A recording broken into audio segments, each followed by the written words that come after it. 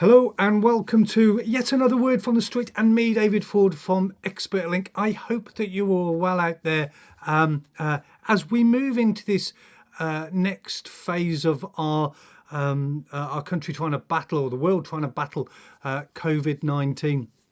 Please, I implore you all to stay safe and do the right things. Whatever we need to do, whatever we feel is the right thing to do. But that's around our mental health. Make sure we're exercising and we're staying connected with our friends and stuff. But today I want to talk a little bit about homelessness and COVID-19 and the future and things. So it's sort of really relevant with us moving into the lockdown. I think one of the first things I want to do is, or that we need to do, is figure out what are the causes of homelessness. And I want to debunk, at least in part, the myth that we're all just one paycheck away from becoming homeless. I don't think it's helpful for society or for you when we hold beliefs that aren't necessarily true. Not only that, having people live in either a false sense of security, like it'll never happen to me because I have savings, I have this, I have that, whatever, when it could, or worse, having people live in a sense of fear, a fear of becoming homeless. That feels to me somewhat dangerous. I've lived in that fear. It's not good. So let's debunk this, shall we? I will say, though, as a caveat before I start, there are three things, or the caveat being that this is a generalisation and not true for everyone. You'll know if it's true for you, I'm sure. Either way, it's a great place to start a conversation or a discussion around the causes of homelessness from. Okay, so it's just a generalisation. Don't want anyone getting concerned or overly concerned. Okay, so for me there are three things which determine whether we're likely to become homeless or not, and they are your family, your friends, so your social networks and stuff, and your employment. I want to deal with these one at a time. I say, first of all, family. If you have or you come from a well-developed, nurturing and supportive family that has strong bonds, you are a lot less likely to become homeless. A lot less likely to become homeless than someone without. In times of stress and difficulty, families often stick together and support one another, and probably wouldn't allow a sibling, or family member to become street homeless. They would step in and offer the support that they can as a family to prevent it. Now, whether that's offering a roof or financial support whilst that person manages to support themselves out, it's generally that support that happens and stops people or prevents them from becoming homeless, in particular street homeless. We all know someone, or probably all know someone, or at least of someone who has had to go back to live with their parents or other family members for whatever reasons. I think there was a lot about it in the press over the last 2 or 3 years because of the affordability of accommodation, especially here in London. So the second thing is around friends and social networks. This is very similar to family, isn't it? When we grow up, we build relationships and develop friendships. I know I did, and I'm sure that you guys did too. Some of these relationships go on to become so strong that they're almost extensions of our family, aren't they? And just like family, when the chips are down, friends support one another. This is particularly true as it happens with women, who generally seem to hold and maintain deeper relationships with their friends compared to their male counterparts. Most people have a friend that they would help out when times are bad, or have friends that they think that they could turn to if things were the other way around, if they needed help. Most of us do. The third thing is employment. So if you're employed in a steady job, a secure job that pays a livable wage, whatever the livable wage is for you, but it pays it, then the chances are that you have the resources to maintain a home.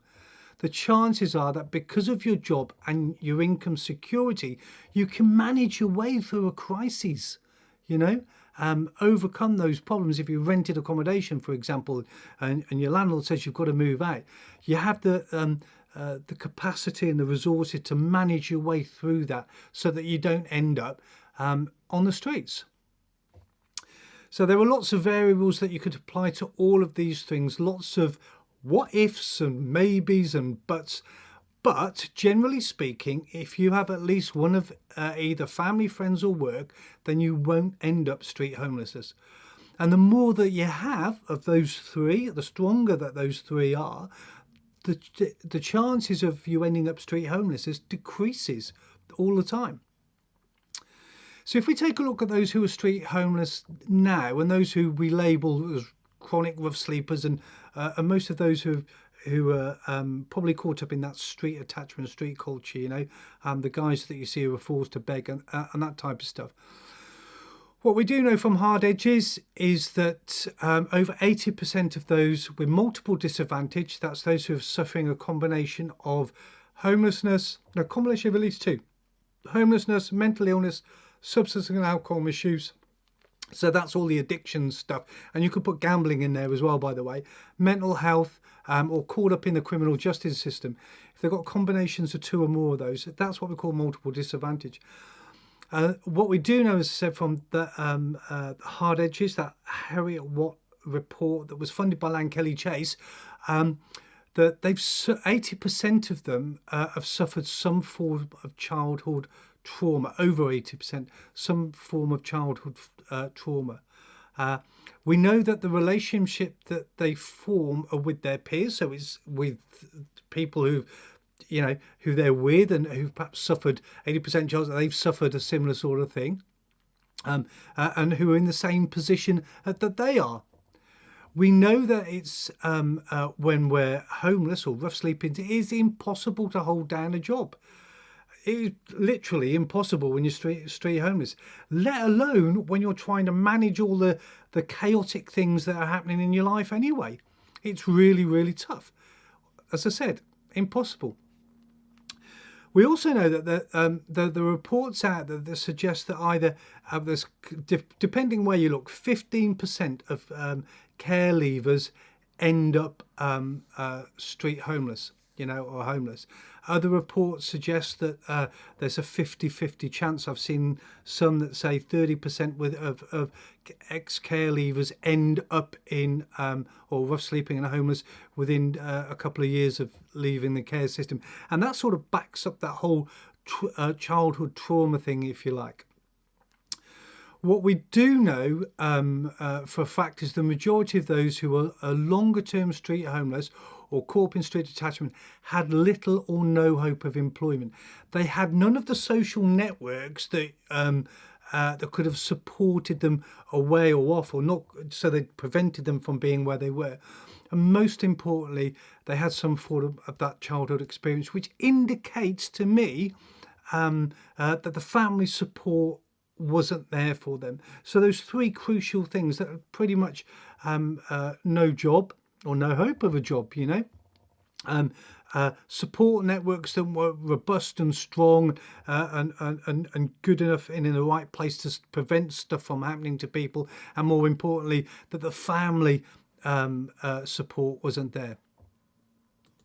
Again, there are lots of variables that you could place around this, but almost every one that you do, and when you try and test this, you could come back to those 3 points: family, friends, and job security. What we also know is that trauma interventions or psychological therapy can help people to overcome traumas experienced in childhood. It can allow people to start to build the types of relationships that you and I might take for granted. And it can help them to start to build bridges back with families where appropriate. And it also allows them to work toward and secure meaningful employment. There are examples of this out there right now.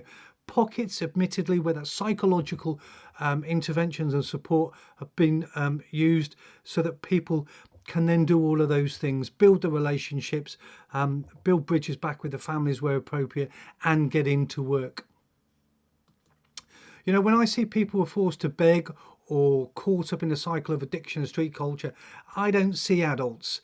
I see children caught up in trauma. So if we want to end logically, if we want to end street homelessness and a street culture, we need this government to ensure that those suffering get the right psychological support and interventions to overcome their trauma. And if we want to prevent chronic street homelessness and street-based cultures in the future, we need to start to think about our children now, today. We need to support families so that they can grow, become strong, supporting, loving, nurturing, and above all, resilient. We need to help foster positive relationships by creating the environments where they can grow. Children no longer have youth centres to go to where that might have happened. Now they have only their peers who are often no better off than they are. We need to offer up hope through opportunities to work so that people can get a sense of purpose, a sense of real self-worth. Which brings me all the way back to COVID-19. Families, friends and work. You know, we're in unprecedented times right now. So many are now expected to lose their jobs because of this pandemic. Relationships are breaking down. We know that. We can see that domestic violence is on the rise, and there's a rise in mental illness that's becoming a real concern. Families will struggle to support one another, especially when generations within the family start to lose their livelihoods. Friends will struggle and be struggling and will no longer be able to carry or support one another. Now more than ever, the state is needed to help this nation out of the crisis. We see that and hear that all of the time. But the decisions that they are making today will have an impact on our future. What I hope and I call for is that when they make those decisions, they are made with our kids in mind, our families, our friends and our work. That's how we're going to build a resilient society that we can end homelessness and chronic rough sleeping in. Guys, I hope that makes sense. I'd love to hear your comments. Am I right? Am I wrong? Am I completely wrong? Let me know. Is it about families, friends and employment? And what about those caught up? Is it all about the trauma? And what about the trauma the kids are having now and the lack of ability to build those relationships up, you know? And families are breaking down, they're struggling with mental health and absolutely the job losses and things like that affecting those families and those friends relationships. Wow, that's a lot to think of, isn't it?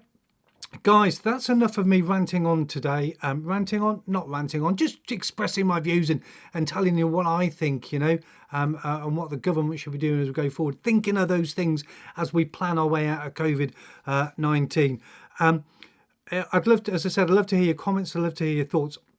What's important for me too is that you guys stay safe during this time. Think of your mental health.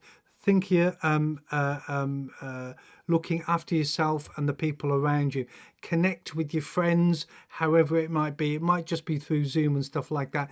And for those of you into co-production and stuff, or just want to connect, go and have a look on our page. We're putting some stuff up to support people, if you like. Create the spaces where we can have those friendships and develop those friendships. I love you all, but for now, stay safe.